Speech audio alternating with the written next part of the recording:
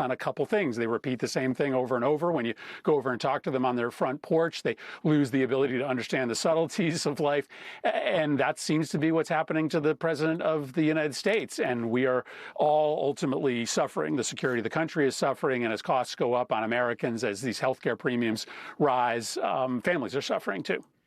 That point about focus, I think, is key and leads me to the second question about these pardons, because it's very striking to me. I mean, he has made a series of what would seem to be audaciously politically toxic pardons. I mean, a man convicted and sentenced for 40 years for trafficking cocaine into the U.S., someone convicted of an enormous fraud enterprise and defrauding investors. I think today he's now pardoning someone who was indicted by his own Justice Department this July.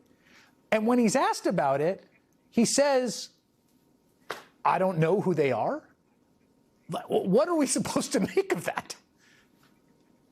Yeah, I mean, my sense is that somebody's getting rich, ultimately, that there is a cabal of administration officials and MAGA-friendly lobbyists that are in league together. They all huddle together at these elite restaurants and clubs in Washington, D.C., and they likely hatch deals in which if somebody pays a MAGA-affiliated lobbyist a couple $100,000, then maybe you'll be able to get a pardon, and somehow, that deal will be consummated down the line.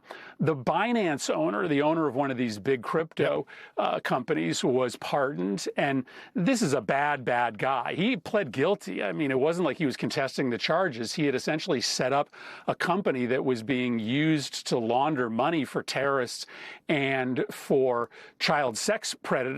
And he got a pardon pretty explicitly because his company had chosen to give Trump's crypto coin advantage in the marketplace. And remember, that's not just Trump making money. That's anybody that gets inside information from Trump on when he's going to boost the cryptocurrency. If they get just 2 minutes notice of that, they can make millions of dollars. And so on the cryptocurrency stuff, there's clearly a whole group of people around him that are making millions of dollars, and they're handing out favors to folks in the form of pardons in order to make sure that they get their pockets lined. I mean, that's like just bread and butter corruption, and it's kind of wild that Trump doesn't know anything about it, that it's happening behind his back.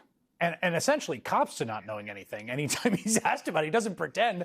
I looked into it. He says, proudly. Yeah, I don't know. Someone put it on my desk, essentially, is the answer about these, consequential pardons. There's one other thing I think that he is pretty focused on, which is revenge, right? It's clear that that's, I think it's in the same category as the ballroom.